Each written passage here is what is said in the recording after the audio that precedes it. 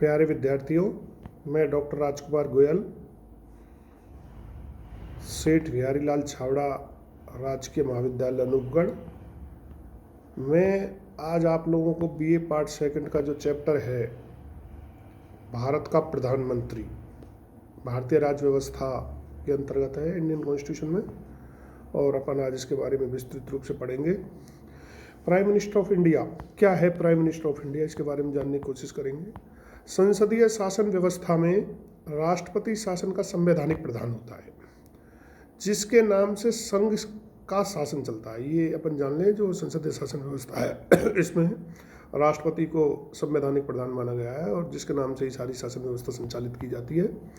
परंतु प्रधानमंत्री शासन का प्रशासनिक प्रमुख होता है, जो शक्तियों का वास्तविक प्रयोग करता है। ऐसा अपने कॉन्स्टिट्यूशन में दिया गया है।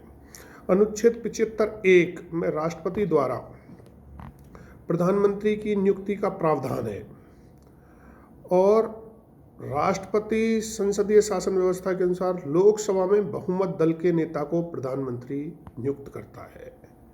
ये हम जान लें कि राष्ट्रपति उसी व्यक्ति को प्रधानमंत्री बनाता है जो संसद में बहुमत दल का नेता होता है। स्पष्ट बहुमत न होने की स्थिति में राष्ट्रपति अपने विवेक का प्रयोग करते हुए सबसे बड़े दल के किसी भी नेता को प्रधानमंत्री नियुक्त कर सकता है।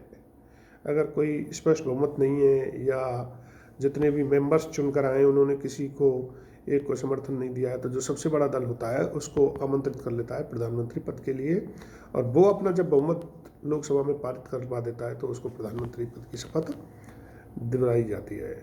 उसके लिए शर्त है कि नियुक्त प्रधानमंत्री को 1 माह के भीतर सदन में अपना विश्वास मत हासिल करना पड़ेगा। ये इसकी एक शर्त है, प्राथमिक शर्त। 1997 में भारत के सर्वोच्च न्यायालय ने निर्णय दिया कि वह व्यक्ति भी प्रधानमंत्री बन सकेगा जो 6 माह के अंतर्गत प्रधानमंत्री बनने के बाद संसद के किसी भी सदन की सदस्यता प्राप्त कर ले। ऐसा व्यक्ति भी प्रधानमंत्री बनाया जा सकता है। मान लो बहुमत दल का नेता किसी ऐसे व्यक्ति को बना दिया जाए जो किसी भी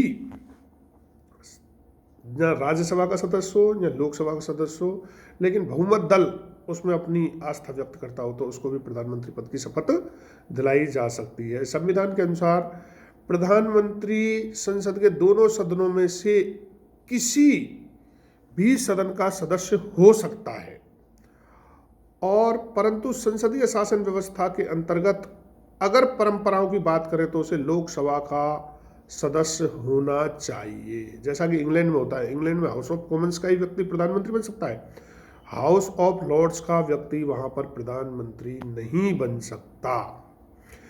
मैं आप लोगों को बता दूं, भारत में ऐसे लोग भी प्रधानमंत्री बने हैं अब तक जो लोकसभा के सदस्य नहीं थे, जिनमें प्रमुख रूप से श्रीमती इंदिरा गांधी 1966 में बनी हैं, एच डी देवेगौड़ा साहब 1996 में बने हैं, और डॉक्टर मनमोहन सिंह जी 2004 और 2009 में ये राज्यसभा के सदस्य रहते हुए भारत में प्रधानमंत्री पद का इन्होंने पद संभाला है।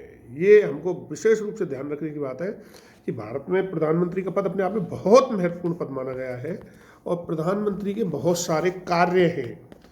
भारत में अगर अपन बात करें तो शासन व्यवस्था में राष्ट्रपति के नाम से शासन चलाए जाते हैं, परंतु प्रधानमंत्री ही इतना महत्वपूर्ण व्यक्ति होता है, पद होता है, जिसके नाम से संपूर्ण शासन व्यवस्था चलती है। वो ही वास्तविक शासक कहलाता है। नाम मात्र का शासक होता है राष्ट्रपति। तो प्रधानमंत्री की शपथ कैसी होती है ये भी हम जान लें।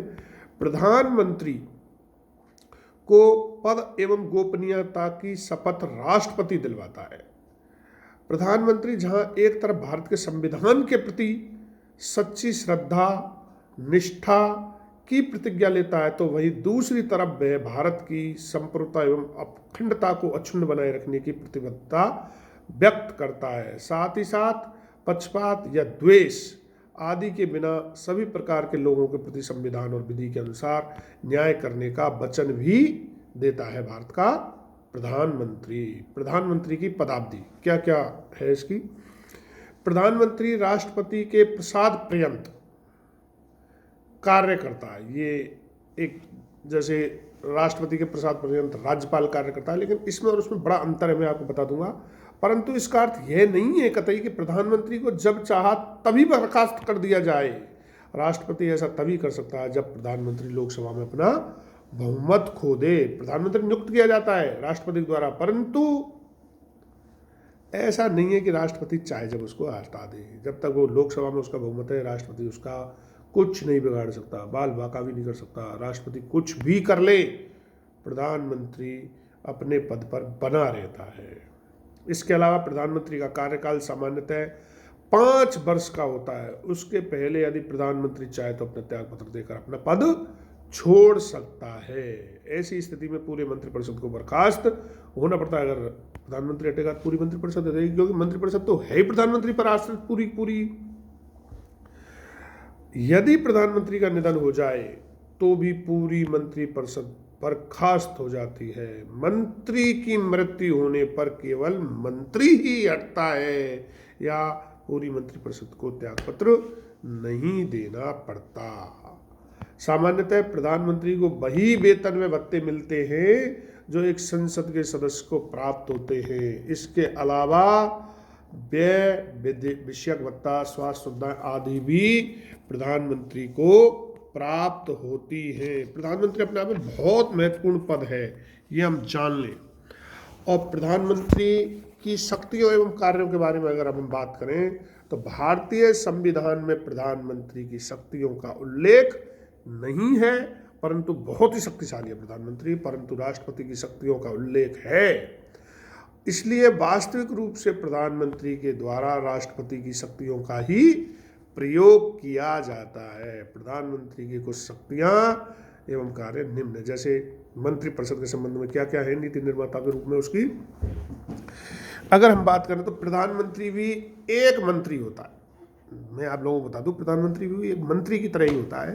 वो अपने समकक्षों में प्रथम कहलाता है। मंत्रियों की विभिन्न मंत्रालय आवंटित कर प्रधानमंत्री इनके कार्य की प्रगति को भी देखता है। नंबर 3 बात है, प्रधानमंत्री किसी भी मंत्री को त्यागपत्र देने अथवा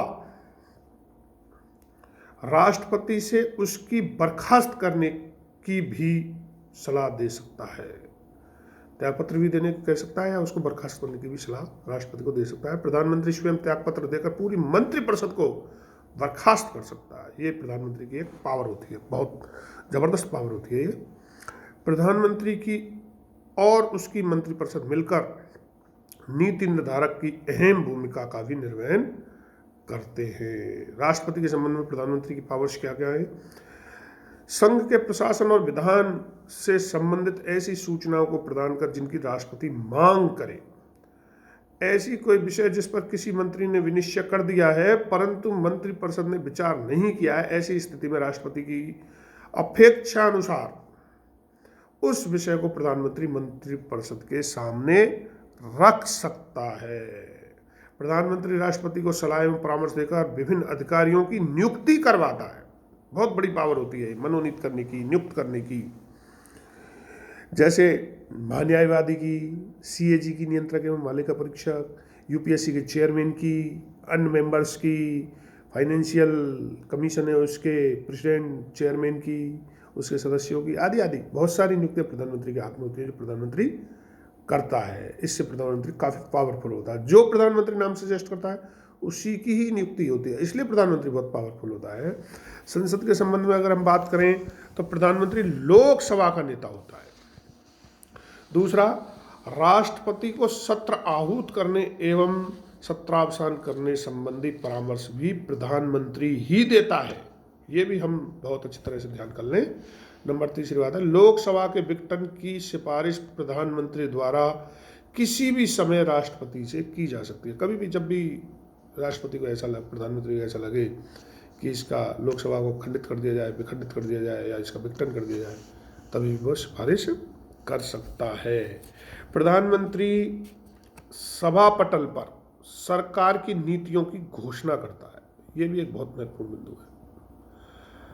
तथा विपक्ष द्वारा उचित दिशा निर्देश जो वह ठीक समझे उसको शामिल करने का प्रयास करता है। अगला, लोकसभा में वह विपक्षी दलों की बातों को सुनकर जनता की इच्छाओं के अनुरूप कार्य करने की नीति को अपनाता है। ये प्रधानमंत्री का कार्य। प्रधानमंत्री बहुत पावरफुल पोस्ट है। जो हम बता रहे हैं, राष्ट्रपति के चूंकि जितने भी काम होते हैं वो सारे काम प्रधानमंत्री की सलाह से किए जाते हैं। कुछ काम राष्ट्रपति के अपने विशेष होते हैं, लेकिन प्रधानमंत्री काफ़ी पावरफुल होता है। अन्य शक्ति एवं कार्यों के अपन बातों में प्रधानमंत्री नीति आयोग की अध्यक्षता करता है। प्लानिंग कमीशन, योजना आयोग, नीति आयोग, उसकी अध्यक्षता भी प्रधानमंत्री करता है। इसके साथ साथ राष्ट्रीय विकास परिषद, NDC बोलते हैं जिसे, नेशनल डेवलपमेंट काउंसिल, और अंतर्राज्य परिषद, राष्ट्रीय जल संसाधन परिषद एवं राष्ट्रीय एकता परिषद का भी अध्यक्ष होता है प्रधानमंत्री। दूसरा, प्रधानमंत्री एक तरफ जब केंद्र सरकार का मुखिया होता है, वहीं दूसरी तरफ राष्ट्र की विदेश नीति का भी मूर्त रूप प्रदान कर, प्रधानमंत्री राष्ट्र की विदेश नीति को मूर्त रूप प्रदान कर देश के विकास कार्यों का समुचित अवसर प्रदान करता है। ज़्यादातर वही लोग फॉरेन मिनिस्टर रहे जो देश के प्रधानमंत्री भी रहे, या फॉरेन मिनिस्टर दूसरे होने के बाद भी देश के प्रधानमंत्रियों का विदेश संबंधी मामलों में बहुत ज़्यादा हस्तक्षेप है, वैदेशिक मामलों में। इसलिए प्रधानमंत्री वैदेशिक संबंधी मामलों के लिए भी बहुत ज़्यादा महत्वपूर्ण माना जाता है। प्रधानमंत्री सेनाओं का राजनीतिक प्रमुख होता है। वैसे राष्ट्रपति होता है सेनाओं का प्रमुख, लेकिन यह राजनीतिक प्रमुख प्रधानमंत्री को माना जाता है।